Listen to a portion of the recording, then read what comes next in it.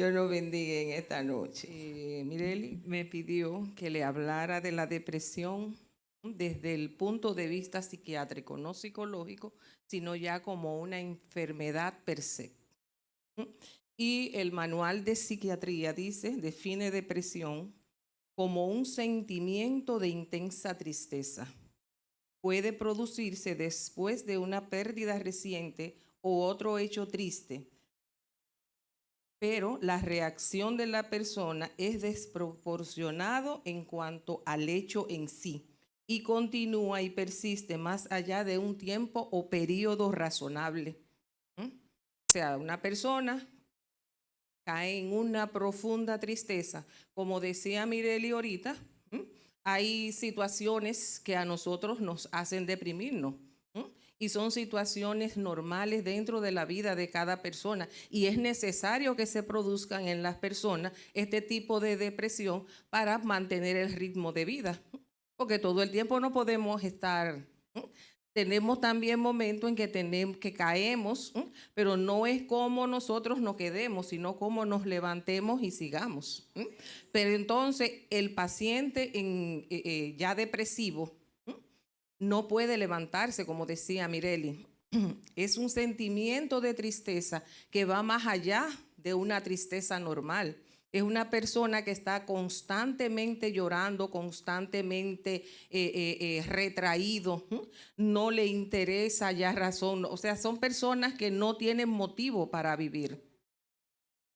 Después de la ansiedad, la depresión es el trastorno de salud mental más frecuente. Se estima que un 10% de las personas que acuden a su médico pensando que tienen un problema físico están en realidad experimentando una depresión. Esta cifra es actual, o sea que cada día la depresión va en aumento. Porque con decirnos que un 10% de los pacientes que van a una consulta de medicina interna, a una consulta de gastro, a una consulta, decir que un 10% de esos pacientes muchas veces no tienen una enfermedad física, sino están sufriendo una depresión. Por eso a la depresión también se le llama una enfermedad camaleónica, porque se disfraza ante cualquier enfermedad. Los pacientes depresivos enmascaran enfermedades que usted, si no tiene un ojo visor y si usted no está atento, muchas veces usted lo confunde con una enfermedad cualquiera y lo menos que usted piensa es que es un paciente depresivo. La depresión puede comenzar a cualquier edad, pero suele comenzar por lo general en la juventud o en adultos jóvenes entre los 20 y los 40 años. Aunque últimamente hay un número creciente de niños y adolescentes que están padeciendo de depresión. Y esto muchas veces se debe al aumento del abuso y consumo de estupefacientes. También muchas veces los padres nos volvemos permisivos y muchas veces no tenemos control sobre nuestros hijos. Muchas veces queremos darle cosas y estamos ausentes, lo dejamos solo, se van criando solos, otras personas van formando su carácter. Entonces, estos jóvenes por lo regular, al verse solos, enmascaran muchas situaciones que lo van llevando a una depresión. Un episodio depresivo puede durar alrededor de 6 meses si no recibe tratamiento. Un episodio de depresión puede durar hasta 6 meses y puede prolongarse todavía mucho más allá si no recibe ningún tipo de tratamiento y puede durar 2 años. Ahora, una persona puede experimentar episodios de depresión a lo largo de toda su vida. O sea, un paciente que ya cayó en una depresión, que ya fue diagnosticado con una depresión, a lo largo de toda su vida va a sufrir va a ser crisis de depresión, va a ser depresivo, porque es una enfermedad que no tiene regreso. Ya cuando entró a una depresión como tal, no hay regreso. Causas. Existen una serie de factores que muy probablemente predispongan a una persona a sufrir una depresión, como son la tendencia familiar. Nosotros decimos que, pero hay un por ciento de pacientes que son hereditarios. Hay un por ciento de pacientes que sufren de depresión hereditaria. Algunas personas dentro de sus familias y ese más se va manifestando de generación en generación. Reacciones adversas o efectos secundarios a ciertos fármacos.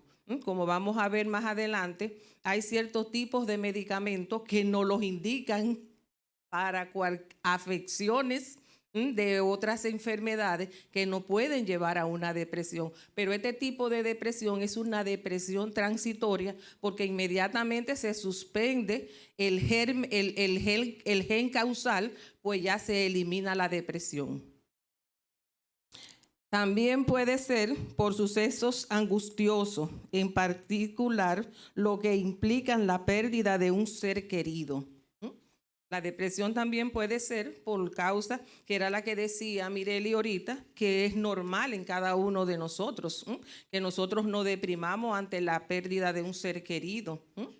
El esposo, una madre, un padre, un hermano, alguien, un amigo, alguien que nosotros querramos mucho, es natural que nosotros nos deprimamos ante la pérdida de ese ser querido. Muchas veces los padres, cuando los hijos tienen que emigrar también, hacen episodios de depresión ante un divorcio.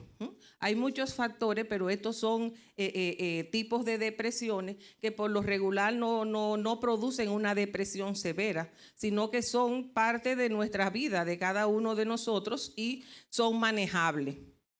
Pero este tipo de depresión tampoco requiere mucho de ayuda, porque por lo regular uno sale solo y tampoco requiere de tratamiento. El sexo. Las mujeres son 2 veces más propensas a sufrir depresión que los hombres. Y son por una serie de causas orgánicas, como vamos a ver ahorita más adelante, porque la mujer es 2 veces más propensa a sufrir depresión que el hombre. Factores biológicos, y dentro de estos los más frecuentes son los hormonales. Hay un tipo de depresión que se conoce como depresión transitoria, que se da como reacción a ciertos periodos o acontecimientos, como son los aniversarios de muerte de un ser querido, la separación de los hijos y los divorcios, como dije ahorita. Estos tipos de depresión se conoce como depresión transitoria, porque por lo regular desaparecen solas. La persona va superando la situación y a medida que va superando la situación angustiosa en su vida, pues esto mismo hace que se vaya saliendo de la depresión por sí solo. La depresión puede aparecer con ciertos números de trastornos físicos o ser causado por uno de estos trastornos. O sea, hay enfermedades, como le dije ahorita, y situaciones, medicamentos que producen depresión. Y entre estos están el efecto negativo o adverso, como le dije ahorita, a ciertos medicamentos. Hay medicamentos que a nosotros nos indican para una dolencia, pero no producen el efecto, no producen como efecto episodios de depresión. Y entre estos tenemos las anfetaminas. ¿Cuántos de nosotros no hemos tomado anfetamina para mantenernos despiertos cuando estábamos en la universidad? Como coadyuvante para bajar de peso, porque es lo que se utiliza para bajar de peso. También para calmar la ansiedad se usan las anfetaminas, aunque los adolescentes y ciertos jóvenes lo utilizan como sustancia psicoactiva. Pero por lo regular muchos de nosotros tomamos, y sin embargo miren el efecto. Cuando se toma en grandes cantidades o cuando lo usamos por tiempo prolongado, nos puede llevar a una depresión. También tenemos, entre esto también, los antipsicóticos. Las pastillas que se utilizan para los pacientes con esquizofrenia, con manía, con depresión, pueden causar una tristeza profunda. Uno de los efectos secundarios de estas pastillas es una tristeza profunda que producen en la persona. O sea, usted lo usa para calmar una ansiedad, pero entonces lo mete en una depresión. Los beta bloqueantes. ¿Cuántos de los que están aquí no estamos tomando beta bloqueantes? Porque yo lo tomo. La pastilla de la presión. La pastilla de la presión. Es beta bloqueante. Y sin embargo, cuando nosotros abusamos de ella, o nosotros la tomamos porque me siento mal y me tomé una pastilla de la presión sin consultar con un médico, causa en la persona una depresión. También están lo que son los anticonceptivos orales. Ya se están dejando de utilizar los anticonceptivos orales por esta situación, porque muchas de las mujeres después que parían, aparte de la depresión postparto que se produce en toda mujer después que pare, se estaba comprobando de que había esta depresión iba mucho más allá. Y era porque muchas de estas eran madres adolescentes, muchachas jóvenes que estaban tomando anticonceptivos orales que se le indicaban desde que salían desde la maternidad, pero sin embargo la estaban metiendo en una depresión. Porque los anticonceptivos orales son hormonas. Entonces usted le está metiendo hormonas, que lo que está haciendo es que lo está deprimiendo. Porque las hormonas sirven para regular la función del organismo, pero cuando se aumenta, producen trastorno del humor. También están la terapia de sustitución hormonal. Y todas esas mujeres, cuando quieren salir embarazadas, uno de los síntomas es que cuando empiezan ese tratamiento no se le quita una tristeza de la que quieren embarazarse porque tienen algún problema, que esa es la terapia de sustitución hormonal, que es para que la mujer quede embarazada. Entonces, uno de los síntomas es que si usted, y a veces usted dice, ay, pero que está llorando porque no puede salir embarazada. No es muchas veces porque no puede salir embarazada, sino es como una consecuencia de la terapia a la cual está siendo sometida. También la metildopa, que muchas de las mujeres que sufrieron depresión cuando están embarazadas, este es el medicamento que se usa en mujeres embarazadas, también produce depresión cuando se usa, se mal administra. La reserpina, el talio, que todo esto son antidepresivos. También las infecciones por lo regular producen también depresión.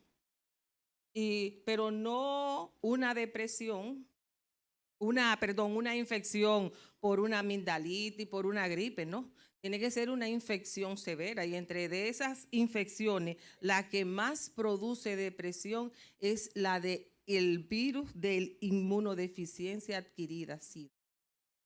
Esta es la enfermedad que más depresión produce en la persona.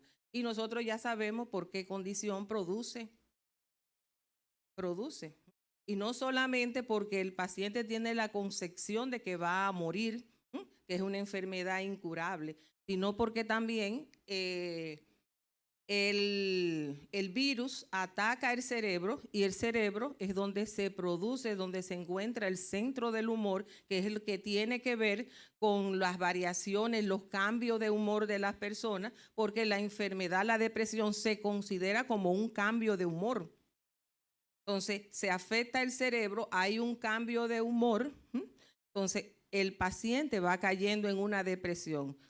Su cerebro está infectado, pero acá también a su infección también se le suma la angustia de saber de que va a morir. También está lo que es la mononucleosis infecciosa.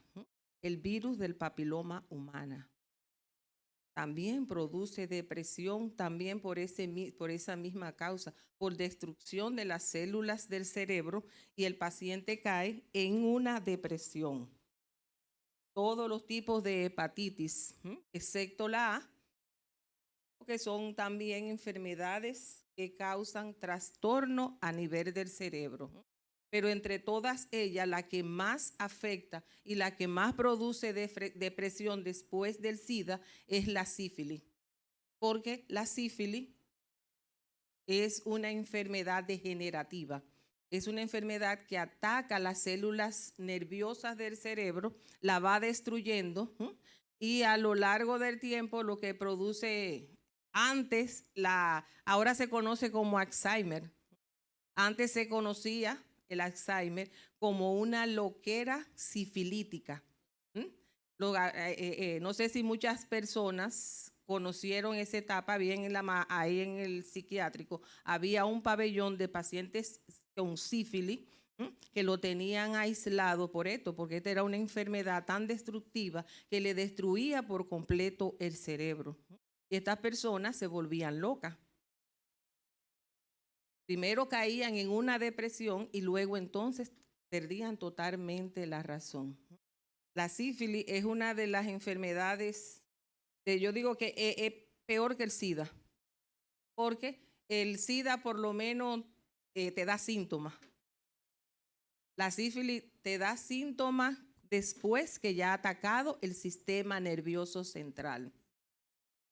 Nadie sabe que tiene sífilis hasta que su cerebro no ha degenerado. Trastornos hormonales, como bien sabemos, dentro de los trastornos hormonales que producen depresión, que se encuentra el mal funcionamiento de la glándula tiroides. Nosotros sabemos que la glándula tiroides es la encargada de regular el humor de la persona, es la encargada de que usted esté triste, de que usted esté alegre, es el encargado. Entonces, cuando hay un mal funcionamiento de la glándula tiroides, pues se produce una depresión severa. Y por lo regular, cuando una persona está depresiva, lo primero que dicen, no tiene problema de la tiroides, porque es a lo primero que se asocia a una depresión. No tiene problemas de tiroides. Pero la depresión no solamente hay muchos factores, es una enfermedad multifactorial. También enfermedades como la artritis reumatoidea, la gota, el lupus eritematoso, también pueden producir depresión, y producen depresión porque son enfermedades degenerativas, enfermedades anquilosantes, o sea, enfermedades que producen deformación. Entonces, al producir tanto dolor, usted como que no encuentra alivio y usted vive todo el tiempo de mal humor. Cae en una depresión porque usted no ve alivio. El paciente con reumatismo, mire, yo que estoy sufriendo de eso, es algo que usted no encuentra alivio a ninguna hora. Usted va a médico, usted se inyecta, usted toma pastillas, y ese es un dolor que no se mejora con nada, al contrario, va cada día en aumento, y es un dolor que muchas veces se torna desesperante, y eso a uno le causa angustia, eso le causa a uno malestar, le cambia el humor a uno, porque usted no quiere sentirse enfermo, usted no quiere tener dolor. Y usted verse afectado con un dolor todo el tiempo, esto le causa a uno depresión. También los tumores cerebrales, así como los traumas craneales, la apnea del sueño y los accidentes cerebrovasculares, producen por destrucción del tejido cerebral. Como se produce una destrucción del tejido cerebral, y acordémonos que el cerebro es lo que regula todo el organismo. El cerebro es lo que regula el humor de la persona, es lo que regula el corazón, es lo que regula todo. Una persona, el corazón puede detenérsele, pero el cerebro no puede detenerse, porque el corazón usted se le detiene y le pone un marcapaso. Los pulmones a usted se le dejan de respirar, se entuba. Pero el cerebro ya, cuando hay muerte cerebral, ya no hay más nada que hacer. Entonces, cuando hay daño del cerebro, pues también se produce una depresión por la destrucción del parénquima cerebral. Esta ya es por causas externas, ya no es por causa sino por causa externa. Trastorno de la alimentación. Los trastornos de la alimentación también están relacionados con la depresión. Por lo regular, los problemas gástricos, la pérdida de peso, están relacionados con la depresión, porque como decía Mireli ahorita, al paciente lo primero que se le quita es el apetito. Al depresivo no quiere comer. Entonces, al usted no comer se le produce problemas estomacales. Porque un estómago donde usted no le eche alimento es un estómago que está trabajando con nada. Entonces el estómago necesita tener cierta cantidad de alimento para poder tener un buen funcionamiento sin que haya lesiones en las paredes del estómago. Entonces, si usted no se alimenta bien, entonces la depresión produce trastorno gástrico por esto, porque la persona deja de comer y entonces comienza a tener problemas gástricos. Cierto tipo también en ciertos tipos de anemia hay depresión, como son por lo regular en las anemias en las cuales hay deficiencia de vitamina B6 y B12, porque son estas dos vitaminas son las que tienen que ver con la formación del tejido cerebral. Son las que intervienen directamente en la formación. Entonces, si no hay una producción adecuada, si no hay, una ingesta adecuada de vitamina B6, tanto a nivel de la comida como a nivel de los alimentos, pues el cerebro se va a dejar de crecer, va a dejar de funcionar porque no está, las células no se están produciendo ni están manteniéndose porque no hay que la alimente. Porque la vitamina B6 y B12 es la que tienen que ver con su formación, con la formación del cerebro, y si no hay vitamina B6 y B12, pues el cerebro no puede seguir funcionando. Los síntomas por lo regular se desarrollan de manera gradual. El primer síntoma en aparecer es la letargia. El paciente habla poco, deja de alimentarse, no se baña, duerme poco, está como en el aire. Se acuesta, se sienta en un lugarcito y de ahí no se mueve. Puede pasar el día completo en una misma posición sin moverse. Está como si fuera los osos invernando, así tranquilito. Este es el primer síntoma en aparecer, la letargia. Estos síntomas reciben el nombre de síntomas vegetativos. Síntoma vegetativo, el paciente no hace nada, pero síntoma vegetativo porque también estos síntomas pueden revertirse. El paciente entra en terapia, entra en tratamiento y el paciente en esta etapa puede revertirse. Por eso se llama síntoma vegetativo, porque el paciente en esta etapa puede salir de la depresión. Lo segundo en aparecer es la tristeza.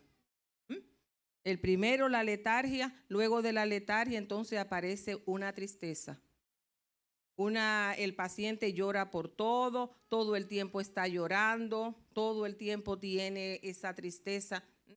Y usted lo ve y todo el tiempo, y nada más con usted mirarlo empieza a llorar. Todo el tiempo tiene esa tristeza profunda.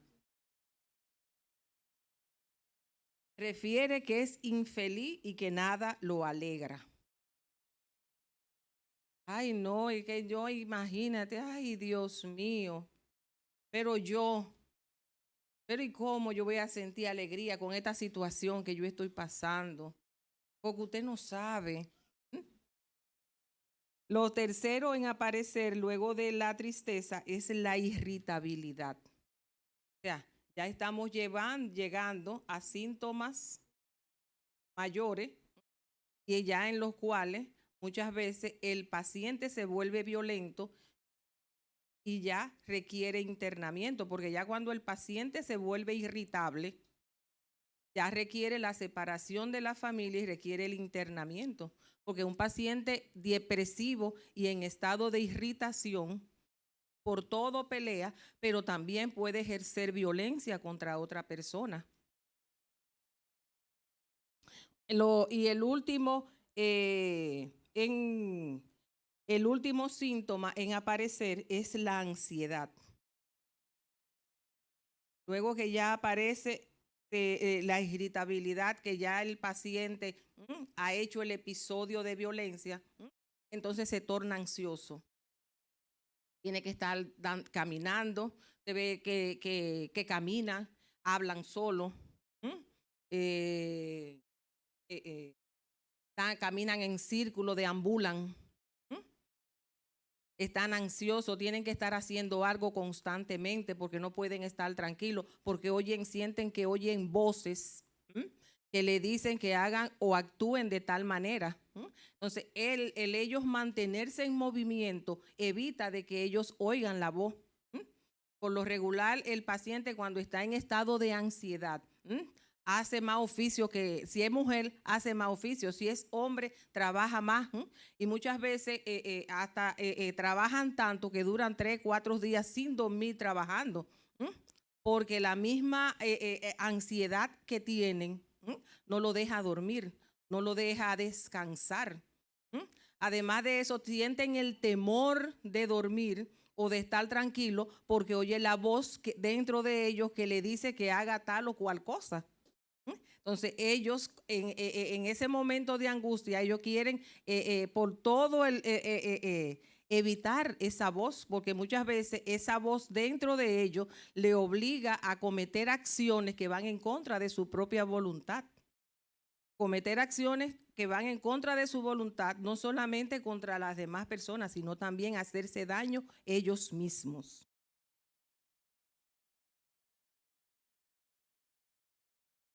Y cuando estaba leyendo el manual de psiquiatría, me encontré con algo característico que dice que este síntoma el psiquiatra lo reconoce porque el paciente entra rápido a la consulta, pero entra retorciéndose las manos. El paciente, usted lo ve que entra retorciéndose exactamente y habla con el psiquiatra y todo el tiempo está retorciéndose las manos, pero es como una mano de como una manera de ellos controlar la ira y controlar la ansiedad que sienten. El depresivo no experimenta emociones de forma normal ante el duelo. Un depresivo, o sea, una persona que ya está en una depresión profunda, no presenta una emoción ante un duelo. Hay personas que son depresivos, que se le muere un familiar, que pasa algo, y usted lo ve que se quedan igual, no se inmutan. Se quedan igual porque no reaccionan. Ya cuando la depresión es profunda, no hay una reacción ante nada. No hay una reacción, ya yo he perdido lo que es todo sentimiento. Y otras veces, ante la alegría, reaccionan de una manera exagerada. Muchas veces reaccionan ante la alegría de una manera que usted ve que es una risa que es como si fuera un estruendo. Hacen una algarabía y usted dice, pero cónchole, pero ¿y fue para tanto? Porque ellos magnifican las cosas en su mismo estado de depresión, magnifican y esto a veces lo veo como una manera de ellos llamar la atención. de yo llamar inconscientemente, llamar la atención y decir, préstenme atención, estoy mal. Otros también ante el placer son negativos. Se niegan a sentir lo que es placer. No hay relaciones íntimas con su pareja. Se pierde todo. El paciente depresivo, por lo regular, es un matrimonio que termina porque ellos no sienten placer. El depresivo tiene pensamiento destructivo de sí mismo. Se culpan por todo, como decía Mireli ahorita. Se culpan por todo. Experimentan sentimientos de desesperación, de soledad, se sienten desamparados. Y muchas veces el paciente depresivo, este sentimiento de desesperanza, de soledad, hace que se ejerza violencia contra él mismo. Entonces, porque muchas veces ellos permiten que su pareja o que otras personas ejerzan violencia sobre ellos mismos como una forma de ellos castigarse. Porque se sienten que son tan poca cosa, se sienten tan mal, que ellos lo que piensan, no, me maltrata, pero yo me lo merezco porque yo me porté mal. Me maltrata porque yo dejé de hacer tal cosa. Me maltrata porque yo no fui buena. Por lo regular, el depresivo permite que se ejerza violencia contra él como una forma de ellos mismos castigarse. Esta es la parte peligrosa de la depresión, ya que el paciente ve la muerte como su única salida y por lo tanto acuden al suicidio. Ya cuando el paciente llega a esta situación, en que ya en él no tiene esperanza, de que ya él no tiene, se siente solo, se siente aislado, se siente rechazado, se siente sin esperanza. Por lo regular, este tipo de paciente a lo que acude es al suicidio, porque ya no se sienten personas importantes ni útiles, ya lo que quieren es acabar con su vida. Entonces, por lo tanto, la única salida de ellos es el suicidio. Y es lamentable que nosotros a diario estamos teniendo muchos adolescentes ahora mismo que están en esa situación de depresión y están en ese tipo de depresión tan profunda, niños de 12, 13, 14 años que se están quitando la vida.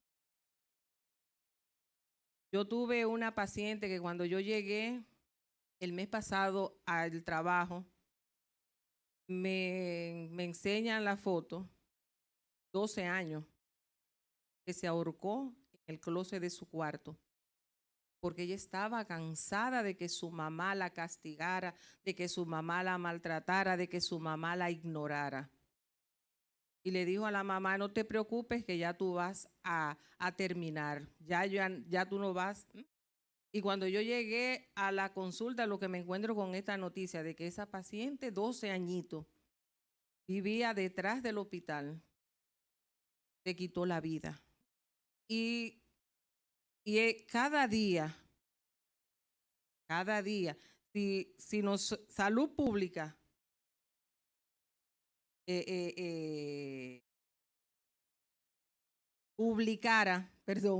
publicara los casos de suicidio entre niños, señores, la cosa es alarmante. Es alarmante. Ya no es por enfermedad, no es por enfermedades, que la gente porque muchas veces el cáncer, los mismos pacientes con SIDA, con tuberculosis, como eran enfermedades incurables, el paciente se quitaba la vida por eso mismo.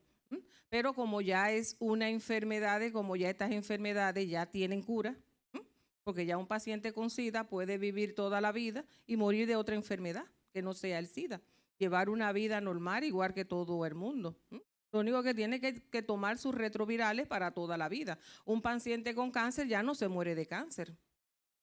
Muere de cualquier enfermedad menos de cáncer. Un paciente tuberculoso ya no se muere de una tuberculosis, porque ya la tuberculosis se considera una infección. Entonces, ahora la epidemia de este siglo, como se le llama en psiquiatría, la epidemia de este siglo es la depresión, y sobre todo la depresión en niños con suicidio. Entonces, es algo en que nosotros tenemos que, lo que tenemos hijos, que prestar atención, poner ojo visor, porque como están esto ahora de este bullying y de esta cosa en las escuelas, yo le decía a la hermana mía el domingo que tenemos que criar a nuestros hijos que poniéndole mucho aceite en el cuerpo, para que exactamente, para que los comentarios les resbalen, y nuestros hijos no caigan. Porque es triste ver a un niño en una crisis depresiva.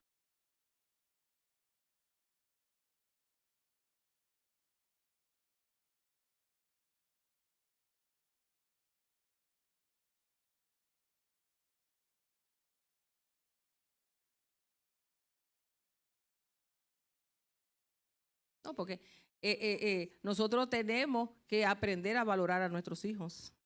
Y el valor a nuestros hijos nosotros se lo damos desde el momento en que nacen. Dependiendo del valor que usted le dé a sus hijos, así su hijo va a crecer. Porque nosotros somos los que tenemos que valorarlo. Nadie nos lo va a valorar más que nosotros. Entonces nosotros tenemos que inculcarle en ellos valores, para que entonces el mundo no lo dañe ni no lo quite. Porque ahora mismo con el coso de que los padres están ausentes de los hogares y los hijos se están criando solos, los papás y la mamá nos vemos en la obligación de tener que trabajar 24 horas al día para llevar la comida. Y muchos hijos se están criando solos, pero se están criando viendo el comportamiento de otros niños, pero muchas veces ellos quisieran tener esas mismas cosas que tienen esos otros, y esto causa en ellos depresión. Mire, yo tengo ahora mismo una situación con un sobrino que tiene 16 años y ha intentado quitarse la vida 3 veces. La última vez que él intentó quitarse la vida, hubo que darle electroshock, internarlo y darle electroshock para eliminarle la idea suicida que él tenía. Él es un muchacho, mi hermano, trabaja 24 horas al día, él es defensor público de la Procuraduría. Y él se preocupó por trabajar, ganar buen dinero para tener a su familia cómoda. Sus hijos se criaron solos. Él trabajó desde los 8 años con un tío que tenía un restaurante, se lo llevaba. El tío quitó el restaurante y él dejó de trabajar. Él dice, no tiene ahora, era un estudiante meritorio. Era un estudiante meritorio. Y él, la primera vez que intentó quitarse la vida, le preguntan que por qué él se quería quitar la vida, le pregunta a la psiquiatra. Y le dijo, porque ya yo no tengo dinero. Ya las muchachas no me van a ver como me veían antes. Ya yo no voy a poder ponerme tenis de 3,000 ni de 6,000 pesos. O sea, él lo que estaba pensando era que las comodidades que él tenía, ya él no la iba a tener porque él no estaba trabajando. Entonces, ahora se ha sumido en lo que es el alcohol y el cigarrillo. Y tiene apenas 16 años. Y esto es lo que está pasando en nuestra sociedad con los adolescentes, con los niños. Que los padres no hemos envuelto en trabajar, trabajar, trabajar, producir dinero. Sobre todo los que venimos de un hogar pobre, que no nos dieron nada cuando éramos niños. No hemos envuelto en trabajar, en buscar la manera, no, de que mi hijo no pase la misma dificultad, no pase lo mismo que yo pasé. Entonces, ¿qué está pasando? Que nosotros estamos ausentes del hogar. Estamos ausentes del hogar y ellos están viviendo su vida, su propia vida. Se están criando ellos mismos.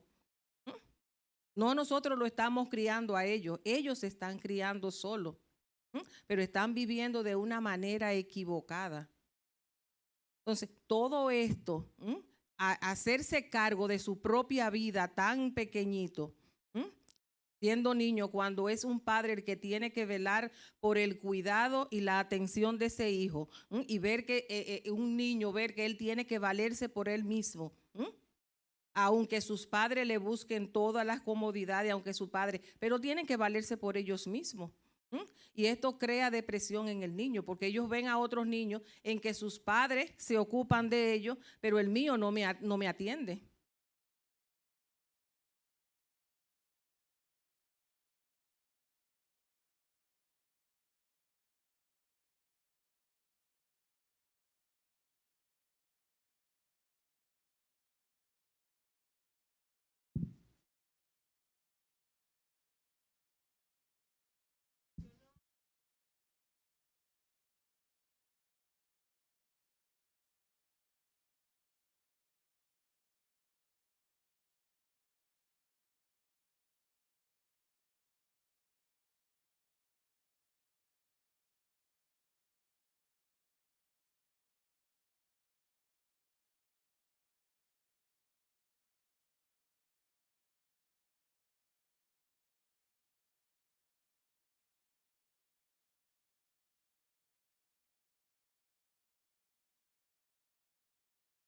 Ese es el problema. Ese es el problema. Que entonces esa niña tiene que valerse por ella misma. Entonces, ¿cómo yo me valgo por mí misma si yo apenas estoy comenzando a vivir? Eso crea en mí un sentimiento de tristeza. Crea en mí depresión, porque yo quisiera que mi mamá se ocupara de mí igual que como se ocupan las demás madres de sus hijos. Y esto va generando en los niños esa depresión, ese sentimiento de tristeza que se va ahondando cada día más. Y hay una cosa que yo estoy oyendo últimamente mucho en los niños, sobre todo por debajo de los 9 años. Estoy aburrido. Estoy aburrido. ¿Mm? Estoy aburrido. ¿Cómo va a ser que un niño de 9 años, de 5 años está aburrido? Señores, tenemos que ponerle atención. Tenemos que ponerle atención. Y yo se lo digo porque yo lo estoy mirando mucho en el hospital. Son muchas las mamás que van a donde mí, que doctora, mire, que yo quiero que para que usted me lo refiera a la psiquiatra. Porque me dice, todo el tiempo me dice que está aburrido. Y cuando un niño dice que está aburrido, hay una depresión de por medio. Algo está pasando en ese hogar y algo está pasando en la vida de ese niño. Porque no es verdad que un niño de 5 años puede decirme a mí que está aburrido. Algo está pasando. Y estas son cosas que uno decía, yo nunca en mi vida pensé ver nada de esto. Y mire que yo tengo 35 para 36 años ejerciendo la medicina y yo nunca pensé llegar a ver nada de lo que estoy mirando ahora. Yo a veces, el otro día le dije a una súper allá en el hospital, le digo, mira, yo no lo aguanto. Yo, sinceramente, yo lo que quisiera fuera que saliera ese decreto, porque esto me está deprimiendo a mí. La situación de ver la situación de niños 4, 5, 6 años depresivos. Niños que usted lo ve que están en una depresión porque son niños que la mamá dice, no, porque él se sienta en esa silla y pasa el día entero sentado en esa silla. No come, no duerme, no hace de nada. Y a veces le digo, mami, ¿y tú no te inquieta nada de eso? Ay, no, porque me deja tranquila porque así yo puedo hacer los oficios. Me deja tranquila porque así yo puedo salir. Y lo puedo dejar con la abuela y la abuela me lo cuida. Y esta es la situación que nosotros estamos viviendo. Muchas de esas violencias de esos adolescentes, de esos menores metidos en pandilla, son en rebeldía. Pero si usted busca el fondo, muchas veces son niños depresivos que usan la violencia como una forma de hacerse notar, de llamar la atención. Muchas veces no es porque ellos quieren ser de esa manera, sino es como una forma de llamar la atención para que le presten atención. Entonces, si nosotros seguimos hablando de depresión, pasamos la noche entera, porque es una enfermedad que tiene muchas causas, tiene muchas consecuencias. Y muchas veces nosotros estamos viviendo con la depresión y no nos damos cuenta. Porque la depresión es un estado de ánimo que depende de cómo nosotros afrontemos ese estado de ánimo. Se convierte en una depresión profunda o en un síntoma vegetativo que pasa solo. Pero qué bueno que nosotros tenemos la palabra de Dios que nos da alivio. Pues ese es Salmo 121. Alzaré mis ojos a los montes, ¿de dónde vendrá mi socorro? Esos proverbios. Gracias al Señor que nosotros tenemos. Y muchos también de los profetas que también cayeron en depresión y salieron de ella con la ayuda del Señor. Ahí tenemos a Jonás. Ay, Señor, mira esa calabacera, mátame. Elías que se metió en esa cueva, mira, Señor, mátame porque Jezabel me va a matar. Porque nada más quedo yo. Mátame tú, para que ella me mate, mátame tú. Pero qué bueno que nosotros podemos echar mano de la palabra de Dios y que tenemos también psicólogos cristianos que pueden ayudarnos. Porque muchas veces nosotros vamos al psicólogo o al psiquiatra del mundo. Miren, mi hermano, y el consejo que le da no es fácil. El consejo que le da no es fácil. Sobre todo, mira, allá en donde yo trabajo en ese hospital. Ah, no, mira, de ese hombre, búscate otro. No, no, no, no. Y tú vas a estar en esa relación de, no, deja eso. O sea, ya no hay la manera de buscar solución a los problemas, sino salir del problema. No, más para adelante vive gente.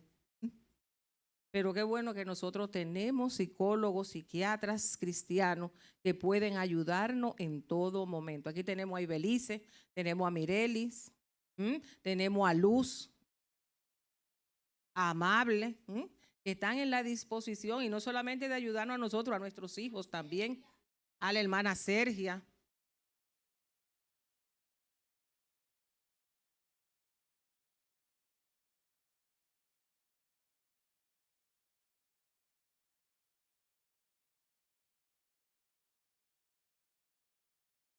¿Sí?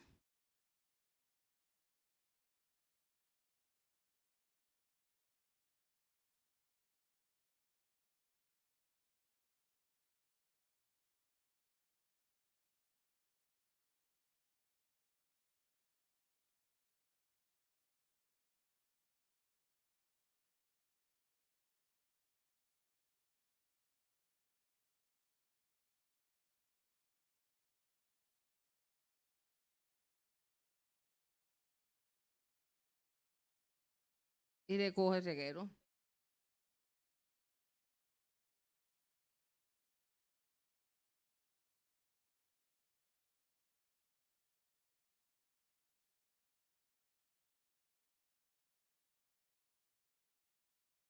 Claro.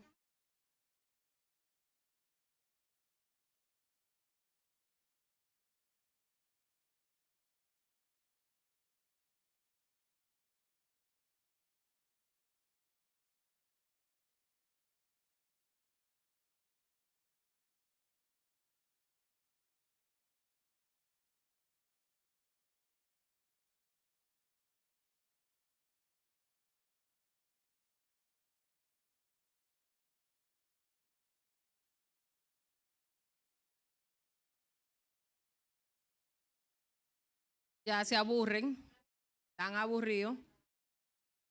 Está.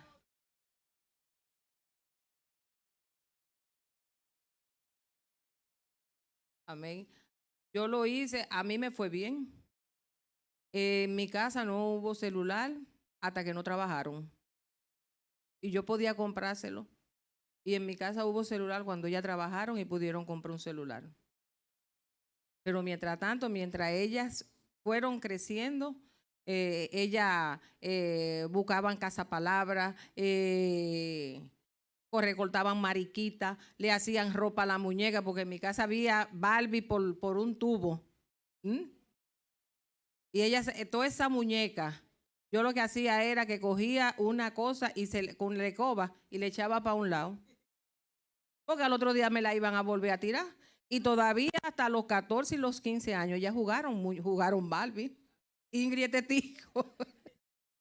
Que Ingrid la encontró muchas veces haciendo con su muñeca en la mano. Entonces, vamos a volver otra vez a la muñequita, a los cuentos, para que así nos vaya bien. Sí, dígame más. También las damas, el parché, el dominó, exactamente. Volver otra vez a las cosas de familia, a compartir en familia. Y a sacar un poco de la modernidad, de la modernidad, porque antes uno se sentaba en la calle y uno duraba hasta las 10 de la noche con todas las amiguitas del barrio haciendo cuentos, jugando, brincando cuerda, trúcamelo. Exactamente. Así mismo. Que Dios nos bendiga. Vamos a dejar a la hermana Blanca por aquí.